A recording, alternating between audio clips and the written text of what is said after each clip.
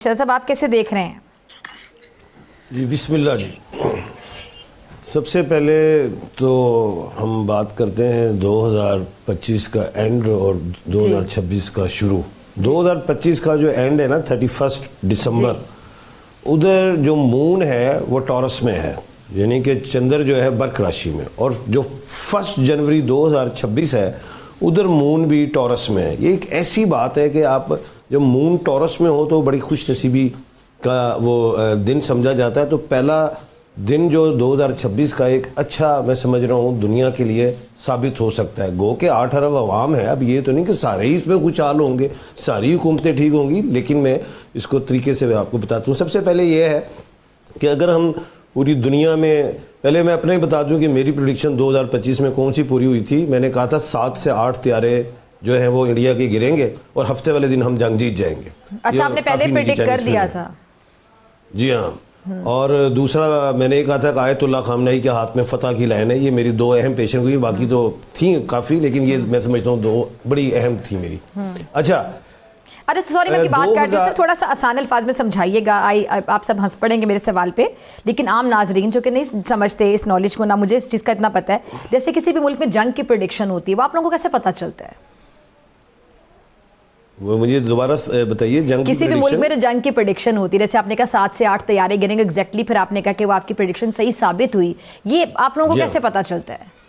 जी हाँ, ये प्लैनेट्स के हवाले से, स्टार्स के हवाले से। अभी जो 2025 है इसका मैं आपको थोड़ा बता दूं कि 2026 में ये जो क्या कहते हैं फरवरी का जो महीना होगा, 2 फरवरी से 3 मार्च तक, इसमें 5 ट्यूसडे हैं, याद रखिएगा।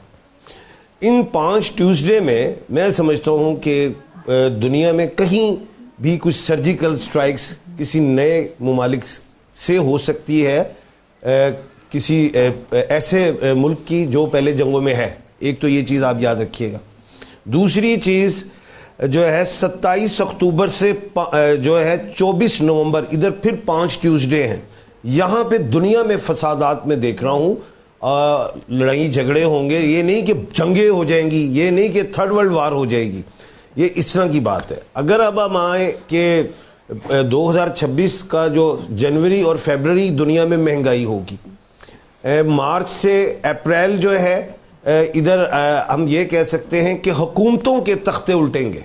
ये याद रखिएगा, हुकूमतों के, दुनिया में हुकूमतों के तख्ते उल्टेंगे, और कुछ लोग एक्सपायर भी होंगे, जो बड़े लीडर्स हों, या चाहे वो प्रेसिडेंट हों, प्राइम मिनिस्टर हों, चाहे वो ये कह लें कि हादसे के हवाले से हो जाए या नेचुरल डेथ हो, ऐसा है। उसके बाद जो मैं देखता हूं कि जो जून से लेके ऑनवर्ड सितंबर, यहां पे दुनिया खुलेगी पैसों के हवाले से, तजारतें होंगी, ट्रेड होंगी, दुनिया वेपन्स जो कह लें, ऑस्ट्रेलिया कह लें, इंग्लैंड कह लें, पाकिस्तान कहें, चाइना कहें, अमेरिका कहें, नई चीज़ें ईजाद करेंगी और वो फ़रोख्त भी करेंगे दुनिया में। एक ऐसी चीज़ है।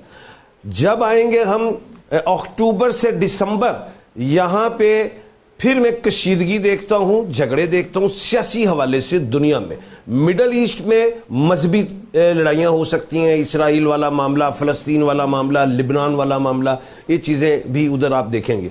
मुल्क पाकिस्तान और इंडिया और अफ़गानिस्तान, ये मैं आपको एक बात बता दूँ कि 2026 है, पहले इसको हम समझ रहे हैं, तमाम डिजिट्स को काउंट करते हैं तो वो 10 बनता है, 0 को निकाल दे 1 है। 1 जो है वो तो नो डाउट अल्लाह का नंबर है, और उसके बाद इन सितारों में सूरज का नंबर 1 है।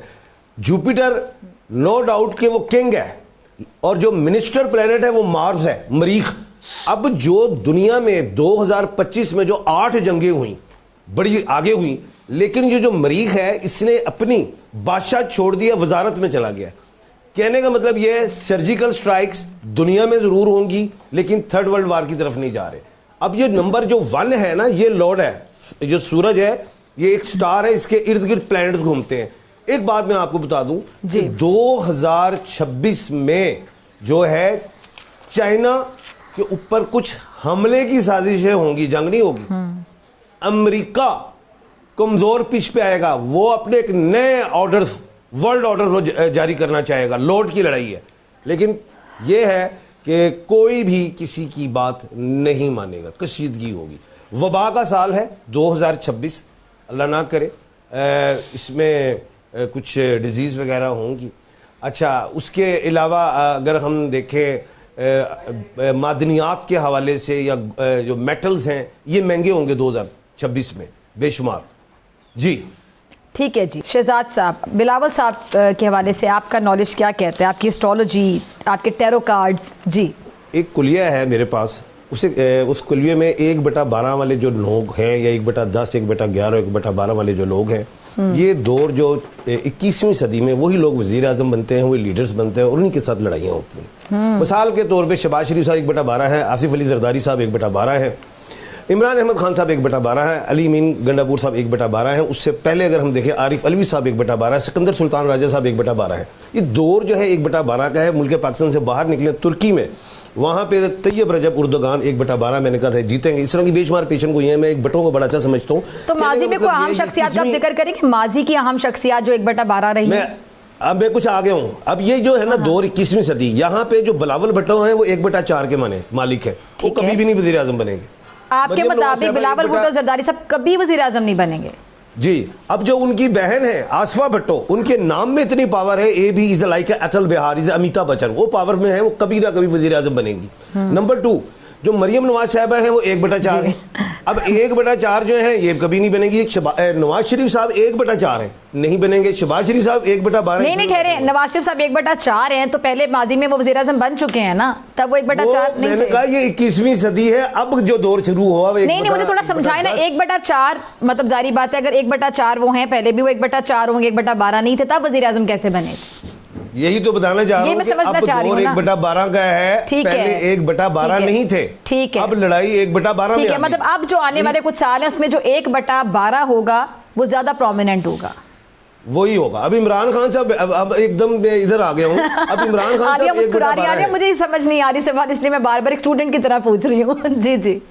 अच्छा, अब इमरान खान साहब 1/12 है, ठीक है, तभी वो तमाम लोगों से वो यानी कि मुख्तलिफ हैं और वो एग्रेसिव। अच्छा, मेरे एक और सवाल है ना, क्या माजी की तरह जो 1/4 था वज़ीर आज़म बन के मुस्तकबिल में आगे जाके कुछ सालों में 1/4 वाला भी वज़ीर आज़म बन सकता है या नहीं बन सकता? नहीं बनेगा। अब मोहसिन नकवी साहब है, मिसाल देता हूँ आपको। मोहसिन नकवी साहब के पास 3 सीटें 1/4 है, इधर मरियम नवाज साहबा 1/4 है, दोनों MN के मालिक हैं, लेकिन मोहसिन नकवी साहब भी वज़ीर आज़म नहीं बनेंगे, मरियम नवाज साहबा भी नहीं बनेंगी।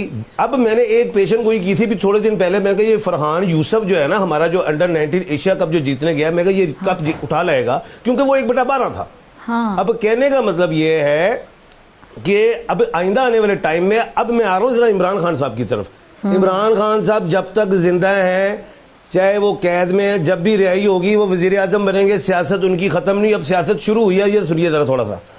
इमरान खान साहब, ये अगर मुझे कोई बुलाएगा तो इस तरह नहीं कहेगा ना 19 मार्च इधर आओ, एक सैटर्न इधर आओ, पाइसिस इधर आओ, नाम से बुलाएंगे ना शहजाद। इमरान खान साहब का किसी को पता है टाइम ऑफ बर्थ क्या है?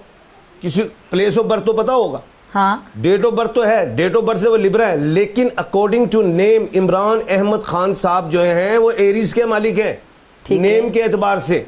अब हम एरीज के खाने को देखते हैं तो याद रखिएगा, जो सन है 14 जनवरी को 10th हाउस में खान के, और जो मरकरी है 17 जनवरी को 10th हाउस में, मार्स 15 जनवरी को 10th हाउस में है, और प्लूटो भी है उसमें।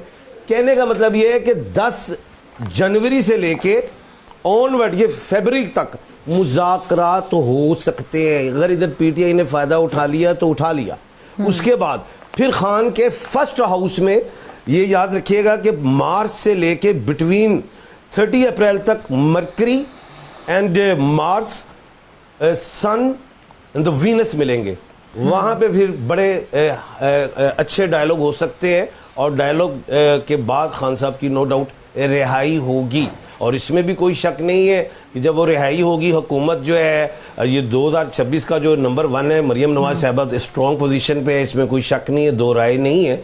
लेकिन इमरान खान साहब चाहे 1.5 साल 2 साल चुप करके बैठे हैं, बनी गाला में बैठे हैं, उन्हें बैठना पड़ेगा। एक बात मैं पेशन कोई देने जा रहा हूँ, मैंने एक निजी चैनल पे कहा था 2008 में कि सदर जरदारी बनेंगे सदर, वजीर आजम उनकी हुकूमत में 2 होंगे। ये पेशन गोई मैं आपके चैनल पे करने लगा हूँ जी, इस जी। हुकूमत में 2 वजीर आजम होंगे। शहबाज शरीफ साहब जो हैं अकॉर्डिंग टू नेम सेट्रन के मालिक हैं और 26 जुलाई को सेट्रन रेट्रोग्रेड हो जाएगा। और मैं ये समझता हूं कि अगला जो टाइम आएगा, ये हुकूमत अपने 5 साल मुकम्मल कर लेगी सदारत के हवाले से, लेकिन वजारत तो उज़्मा में नहीं करेगी, दूसरा वजीर आजम आएगा। अच्छा, एक वैसे और अगर बात पेशन को जी, दे जी, देता हूं, आप कह रहे हैं इसी टेन्योर में दूसरा वजीर आजम आ जाएगा। जी हाँ। अच्छा, ये वैसे पेशन को ये जी दूसरी पेश गोई क्या थी? अब हम आते हैं जरा बिलावल भट्टो पे। 2026 में शादी कर ली तो ठीक है, नहीं तो 3 साल डिले। बाबर आजम ने भी 2026 में शादी कर ली, ठीक है, नहीं तो 3 साल डिले। सर जी जी, आप इतने यकीन से कह रहे हैं कि 26 में अगर उन्होंने शादी ना की तो आगे 3 साल तक शादी नहीं होगी।